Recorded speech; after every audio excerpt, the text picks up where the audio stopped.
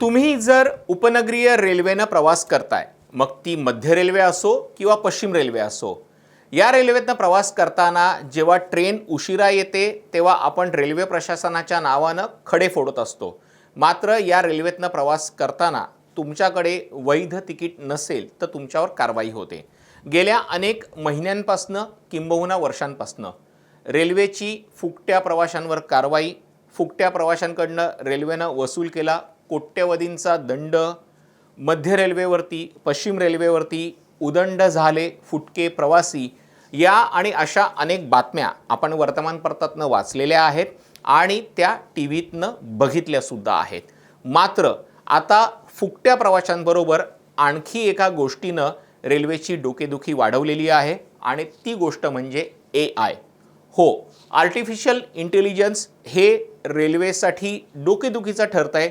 नेमकं काय कारण आहे आणि रेल्वेने याच्यावर कशी मात केलेली आहे, आणि रेल्वेच्या हाती जर असा एखादा फुकटा प्रवासी जो AI जनरेटेड पास वापरून प्रवास करताना आढळला तर त्या प्रवाशाचं काय होणार आहे, जाणून घेऊयात या पूर्ण व्हिडिओतनं. नमस्कार, मी तुषार शेटे. महाराष्ट्र टाइम्स ऑनलाईनच्या या व्हिडिओमध्ये आपलं स्वागत.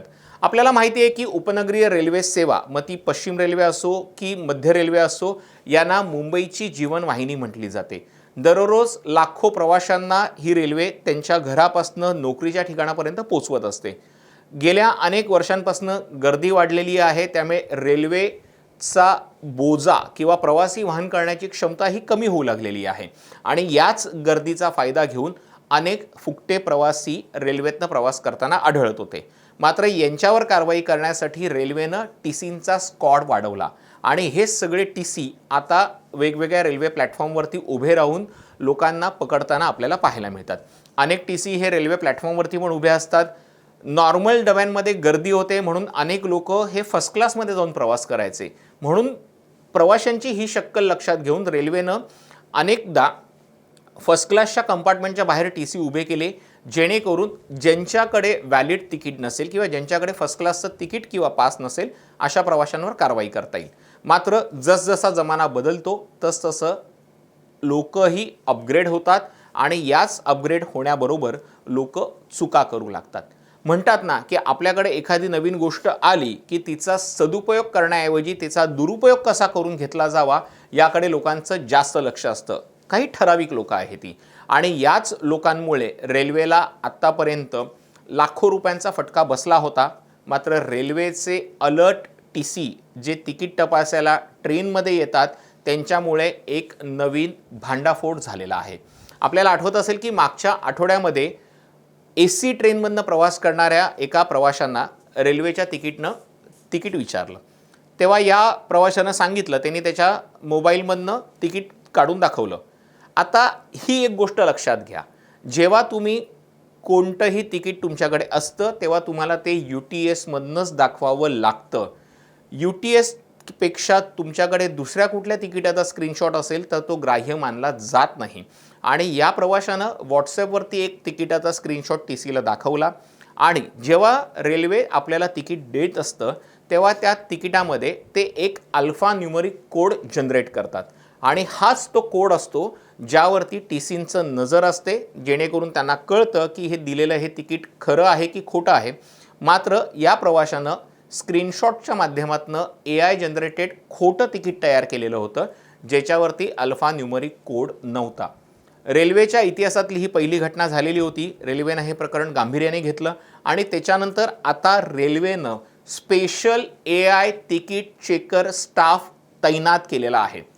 म्हणजे आतापर्यंत आपण बघत असू की AC लोकलमध्ये तिकीट चेकर तिकीट तपासायला यायचे होते, कारण की आत्तापर्यंतचा प्रवास असा होता की TC हे प्लॅटफॉर्मवरती किंवा FOB वरती दिसायचे, ट्रेनमधनं TC प्रवास करत नव्हते. मात्र AC लोकलमध्ये जेव्हा फुकट्या प्रवाशांची संख्या वाढू लागली तेव्हा रेल्वेनं म्हणजे मध्य आणि पश्चिम रेल्वेनं एक स्पेशल स्क्वॉड तयार केला. हा स्क्वॉड ट्रेनमध्ये जाऊन, धावत्या ट्रेनमध्ये जाऊन तिकीट तपासायला लागला. यामुळे काही अंशी फुकट्या प्रवाशांची संख्या कमी झाली.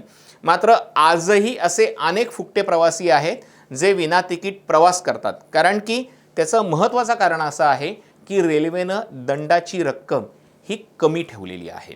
म्हणजे जी माहिती मिळते त्यानुसार AC तिकीट जर तुमच्याकडे नसेल तर रेल्वेचे कर्मचारी तुम्हाला साधारण 300 ते 350च्या आसपास दंड लावू शकतात. मग याच्यातनं अनेक लोक काय करतात, ते ट्रेनमधनं बिनधास्तपणे फुकट प्रवास करतात आणि त्यांचं म्हणणं हेच असतं की TCनी पकडलं तर आपण ते ₹350 भरू, मात्र आपले तेवढे पैसे वाचू शकतील. मात्र ही चुकीची प्रॅक्टिस आहे. आता AIच्या त्रास रेल्वेला होत होता, AIमुळे रेल्वेचं नुकसान होत होतं आणि आता या रेल्वेनं AIलाच आपला मित्र बनवलेला आहे. AIच्या माध्यमातनं आता रेल्वेनं 2 गोष्टी अपग्रेड केलेल्या आहेत. म्हणजे त्यांनी सीझन तिकीट तपासण्यासाठी एक वेगळी AI जनरेटेड टीम तयार केलेली आहे.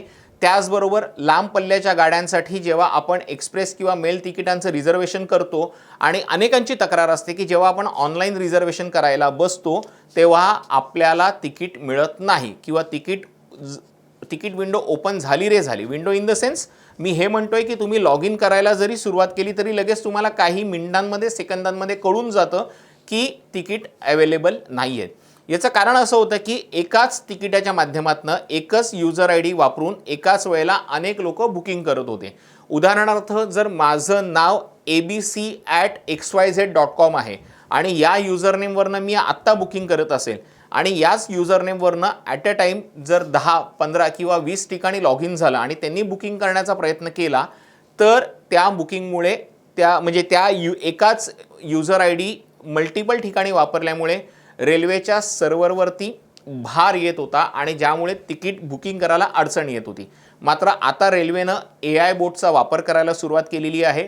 एकाच नावाचे जवळपास कोट्यवधी, आकडा नीट ऐका, एकाच नावाचे एकाच पद्धतीचे जवळपास कोट्यवधी ID रेल्वेनं गेल्या 1 वर्षांमध्ये ब्लॉक केलेले आहेत आणि त्यामुळे आता जी लोक तिकीट बुकिंग करायला लागलेली आहेत त्यांना जो त्रास आधी होत होता तेवढा त्रास आता होत नाहीये. आता पुन्हा एकदा येऊयात AI जनरेटेड तिकीटकडे. आपल्याला माहिती आहे की आजचा जमाना हा AIचा आहे. योग्य पद्धतीनं प्रॉम्प्ट दिला तर ChatGPT, Google Gemini किंवा Microsoft Copilot असे वेगवेगळे ॲप्लिकेशन्स जे आहेत ते तुम्हाला तुमच्या प्रॉम्प्टनुसार तुम्हाला गोष्टी किंवा पिक्चर तयार करून देऊ शकतात.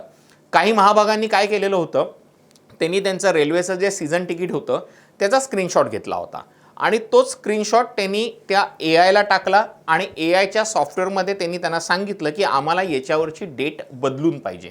पण जेव्हा ते डेट बदलायला गेलं AIनी त्याच्यामध्ये काही मॉडिफिकेशन्स केले, मात्र त्यांनी फक्त तारीख बदलली, मात्र वरचा नंबर बदलला नाही. जो मी तुम्हाला मगाशी सांगितला होता तो अल्फा न्यूमरिक कोड तो बदलला नाही आणि त्यामुळे त्यांची चोरी इथे पकडली गेली. एका माणसाने काय केलं, त्यांनी आपलं तिकीट काढलं आणि त्याच तिकिटाचे स्क्रीनशॉट त्यांनी पास काढला आणि त्याच पासचे स्क्रीनशॉट आणि कलर प्रिंटआउट या त्यांनी आपल्या कर्मचाऱ्यांना वाटल्या जेणेकरून ते तिथून फुकटचा प्रवास करू शकतील.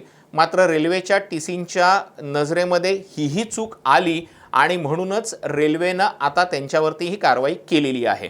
आता ही कारवाई काय ते मी तुम्हाला सांगतो. जर तुम्ही विदाऊट तिकीट पकडला गेलात तर तुम्हाला नॉमिनल ₹350 दंड होऊ शकतो किंवा जी काही दंडाची रक्कम असेल ती तुम्हाला भरावी लागू शकते. जर तुम्ही रेल्वेच्या तिकीट तपासनिकांशी नडलात तर तुम्हाला ते पोलीस स्टेशनला नेऊ शकतात आणि मग तुम्हाला कोर्टात हजर केलं जाऊ शकतं. तिथे तुम्हाला दंड भरल्यानंतर तुमची सुटका होऊ शकते. आता मी हे तुम्हाला का सांगतोय त्याचं कारण खूप महत्त्वाचं आहे. हे तुम्ही विदाऊट तिकीट प्रवास करताना पकडला गेलात तर हा नियम तुम्हाला लागू होणार आहे. मात्र जर तुम्ही AIच्या माध्यमातून जर बोगस तिकीट बनवताना पकडले गेलात तर तुमची खैर नाही आहे, कारण की तुम्हाला थेट अटक होणार आहे, तुमच्यावरती खटला चालणार आहे आणि तुम्ही जर दोषी सिद्ध झालात तर तुम्हाला थोडकी नाही तर तब्बल 7 वर्षांची शिक्षा होणार आहे.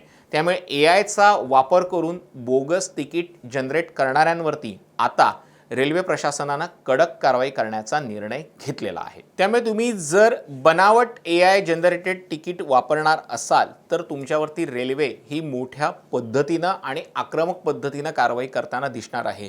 जी 2 उदाहरणं मी तुम्हाला सांगितलेली आहेत की त्या प्रवाशांनी AIचा वापर करून बोगस तिकीट बनवलेलं होतं, त्यांच्यावर रेल्वेनं आता कडक कारवाई केली आहे. त्यांच्यावर BNSच्या कलमांतर्गत कारवाई करण्यात आलेली आहे. BNSचं 318(2), 336(3), 336(4), 340(1), 340(2) आणि तर कलमांअंतर्गत गुन्हा दाखल करण्यात आलेला आहे। त्यामुळे पुन्हा एकदा व्हिडिओच्या शेवटी तुम्हाला हीच विनंती करतोय, तुम्हाला रेल्वेने प्रवास करायचा आहे तर योग्य तिकीट काढा, पास काढा, कारण की पर्यायानं पास हा खूप स्वस्त पडतो आणि इतर कुठल्या गोष्टींपेक्षा तो तुमच्यासाठी सोयीचा ठरू शकतो।